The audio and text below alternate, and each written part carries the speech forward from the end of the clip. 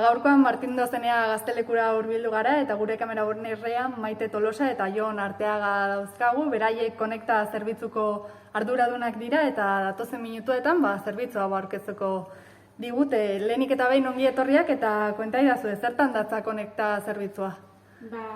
Konekta zerbitzua duela 3 urte hasi zen, 4 urte. Ja? Eta hasi zen behar bat ikusten zelako irungo gazteen artean.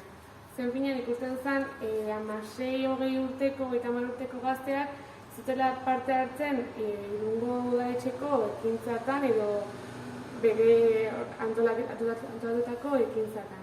Eta hartu zegoen voluntariotza zerbitzutik pertsona bat eta gazte lokaletako lan egiten zuen beste pertsona bat, horrekin batera egin zen proiektua eta urteekin batera juntzan sortzen. Azken finean, proiektu bizi bat da, zerbitzu bizi bat da, non juten da errealitatea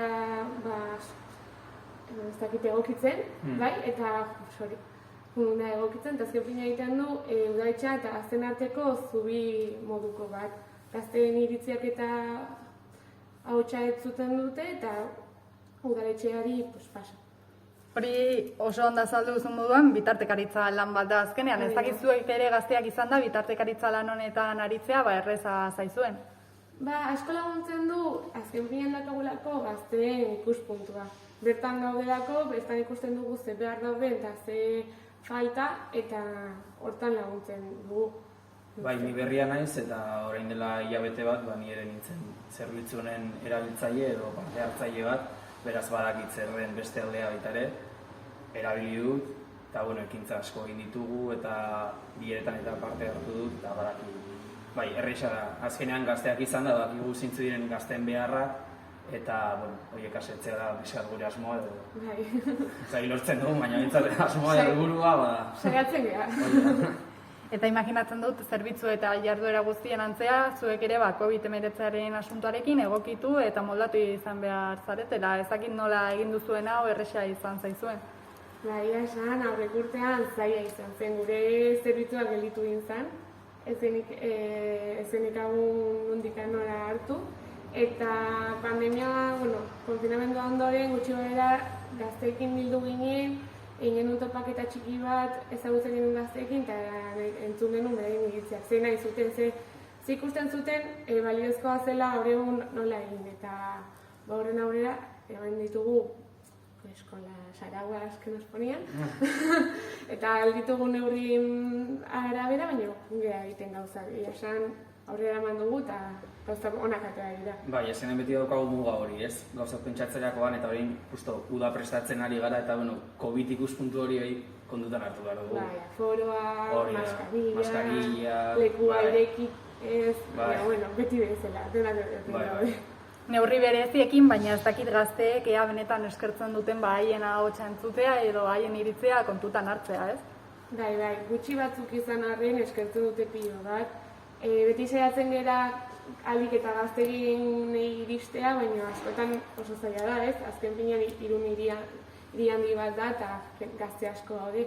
Baina gu behintzat gutxi batzuk iristen baino eta horien iritzia aurrera ematen dugu, entzun aurrera ematen egin, horrekin gu pozik dugu. Zerbitzunen erronka nagusia esan duken momentu honetan irisgarritasuna dela. Azkenean gazteek badute zerbitzu bat, beraien eskura, baina askotan igual ez dakite, ez dute ezagutzen, baina ezagutzen dutenek esan nuke pozik erabiltzen dutela eta jarraitzen dutela. Eta gazteen ahotsak edo proposamen horiek entzuteko nola egiten duzue momentu hauetan, hau da, nola egin daitezke kontsultak modu presentzialean edo non aurkitu zaitezkete? Sare sozialetan gabiltza eta gure Instagram bidez batez ere gazte artean kontuan gure ekintzak eta gure bilerak, gazte topaketak promozionatzen ditugu eta jakinarazten ditugu. Edo bestela korreo bat daukagu. Telefono bat eta hortikan gazte galikute guk behin kontsultak pasa eta behekin biltzen gara, egiten dugu zita priba batekin bildu eta horrekin aurrera eman dugu modu. Eta noizean behin egiten ditugu gazte topaketak, adibidez aurreko hilabetean 29an egin genuen topaketa bat Palmera Monteron, eta han uda prestatzeko proposamenak eta jaso genituen, eta nahiko parte hartzailea da, eta, bueno, da pertsona bat, boto bat, eta, bueno, Bai. berain edutena pixkat saiatzen gara horrela ematen, bueno, kontuan izana gure mugak, ez, COVID-a, gero presupuesta, bueno, ezin dugu denean egin. Hori da, azken finean nahiko zerbitzua zabala da eta helburuak ere nahiko zabalak dira, ezta? Bai. Eta hortaz gain, komentatu didazue, aurreko astean ekintza berezi bat egin duzuela, pixkat konta didazue jendeak jakiteko zer nolako ekintzak antolatzen diren Konekta zerbitzutik.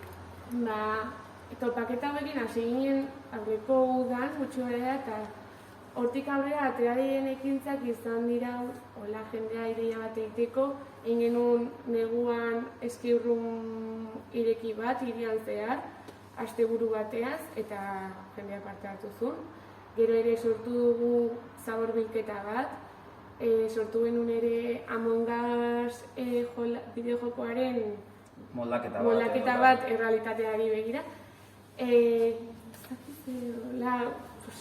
Taller bat, ez? Taller Joku sexualen inguruko taller bat egin genuen, kontsulta moduan. Eta holako ekintzak azken fina, baita ere artista merkatu bat egin dugu, mota ezberdinetako ekintzak saiatzen dira horrela eramaten. Orduan, beti ere, azken finean, helburua izan behar da gazteen proposatutako ekintzak izatea. Eta berekin batera aurrera eramatea eta berekin batera prestatzea. Gu bitartekari moduan, laguntza guztia eskaintzen. Momentu hauetan, eskuartean daukazuen beste proiektu interesgarrietako bat, Ostiraletan izeneko proiektu hori da, zertan datza? Ostiraletan proiektua Gaztelekuko langileekin batera sortutako proiektu bat da.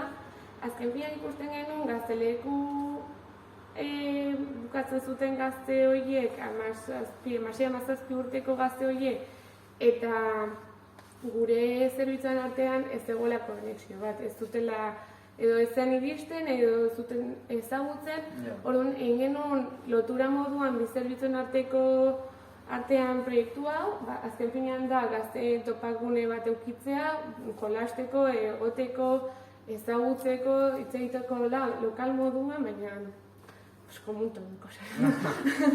Eta hori eta ikusten ari da funtzionatzen duela, azken finean bertatik datozten gaztea gure zerbitzua ezagutzen dute eta bertan parte hartzen dute, hasi que, ondo. Aurretin kontatu duzuen guztiarekin, ondorioztatu dezakegu azkenean, Irungo gazteen ahotsak biltzen dituzuela, ez? Zer dago Irungo gazteen eskakizunen artean? Zer entzuten duzu edo zer da haiek gehien eskatzen dutena?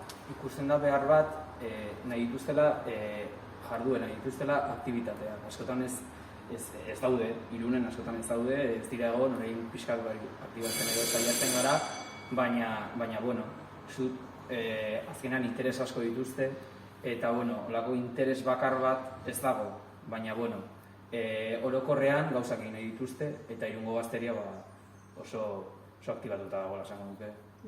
Baita ere espazioak behar dituztela, azken finean beraien lekua ikusi nahi dute Irungo herrian. Eta askotan esan den bezala ez, Irungo jaitako programaketan non daude gazteak. Baina arte, duela gutxi arte eman zaiztaren espazio baino. Baina arte bakarrik zeuden txikiak edo oso selduak. Orduan ez ziren ikusten reflejatuak udaletxeko programaketan. Ez que dago, adintarte bat, los grandes olvidados, ez? Eta 6 urte dituzunean eta orain zer. Ja ez nahi txikia, baina heldua naiz, zer naiz. Eta gu saiatzen gira, adintarte horri ahotsa ematen. Hori da. Primeran, eta elkarrizketarekin amaitzeko konta idazue, zeintzuk dira aurtengo hilabetera begira, uda aurrengo hilabetera begira, edo batez ere uda aipatu duzu, ez? Udara begira antolatu nahi diren ekintzak.